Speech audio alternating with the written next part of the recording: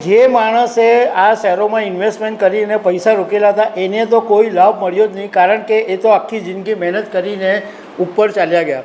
પરંતુ હવે આ શેરો મળ્યા તો પિતા અને પુત્ર એની વચ્ચે વિવાદ ઊભો થયો છે અને આ આખો મામલો હાઈકોર્ટમાં પહોંચ્યો છે.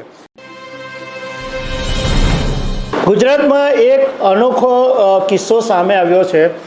એક માણસે આખી જિંદગી મહેનત કરી અને એનું અવસાન થયું ત્યારે એમના જે પરિવારના લોકો છે એમણે એ જૂનું ઘર ખોલ્યું અને કબાટમાંથી શેરો મળ્યા અને એની જ્યારે કિંમત તપાસ કરી તો એ 2.5 કરોડના શેરો નીકળ્યા.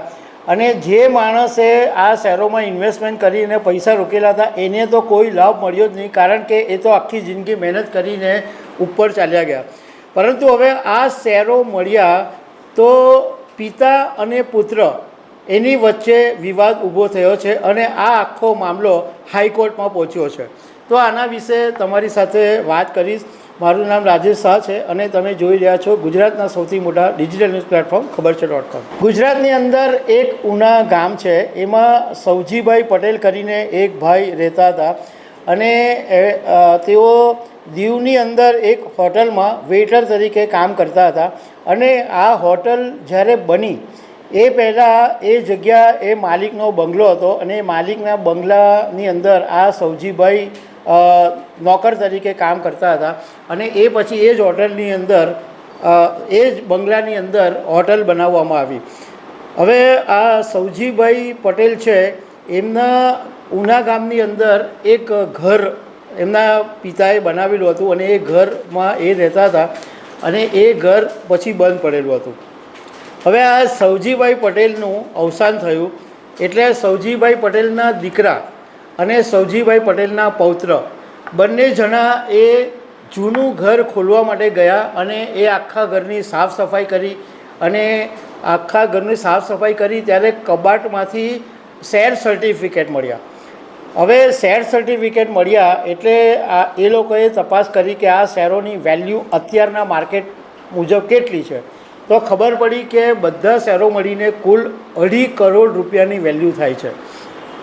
હવે આની અંદર વાત એમ બનેલી હતી કે સૌજીભાઈ પટેલે પોતાનું જે વસિયતનામું બનાવેલું હતું એમાં આ જે ઉનાનું એમનું જે જૂનું ઘર હતું એ એમના પૌત્રના નામે કરી ગયેલા હતા. હવે આ શેર મળ્યા એટલે સૌથી પહેલાં સૌજીભાઈ પટેલના જે દીકરા છે એમણે દાવો કર્યો, પરંતુ પૌત્રએ કીધું કે ના, હું તમને શેર નહીં આપું, કારણ કે આ મારા દાદાએ સૌજીભાઈ પટેલે મારા નામે ઘર કરી દીધેલું અને આ ઘરમાંથી જે મિલકત મળી છે, જે શેર સર્ટિફિકેટ મળ્યા છે એ મારા છે. એટલે પિતા અને પુત્ર એટલે સૌજીભાઈ પટેલનો પૌત્ર અને સૌજીભાઈ પટેલનો પુત્ર એ બંને આ શેર સર્ટિફિકેટના રૂપિયા મેળવવા માટે લડ્યા, માન્યા નહીં, એકબીજાની ખેંચતાણ ચાલી અને આખરે આ મામલો હાઈકોર્ટની અંદર પહોંચ્યો છે. કેવી કમનસીબી કહેવાય કે જે માણસે આખી જિંદગી મહેનત કરી એને તો રૂપિયા વાપરવા નહીં મળ્યા અને એમના પરિવારના લોકો પણ ગરીબીમાં જ જીવતા હતા. એમને બી ખબર નહીં હતી કે એમના દાદા આ કંઈ પૈસાનું ઇન્વેસ્ટમેન્ટ કરતા હશે એને એમણે શેરો લીધા હશે, એ વાતની કોઈને ખબર જ નહીં હતી. અને એને કારણે આવું બન્યું કે છતાં શેર સર્ટિફિકેટે આ એમના ઘરના લોકો ગરીબીમાં જીવ્યા. આવું ઘણી બધી વખત બને છે. અગાઉ પણ શેર બજારની અંદર એવું બનેલું હતું કે એક વખતે વિપ્રો કંપનીના શેરનો ભાવ એક શેર દીઠ 40,000 રૂપિયા પર પહોંચી ગયેલો અને એ સમય હતો હર્ષદ મહેતાનો.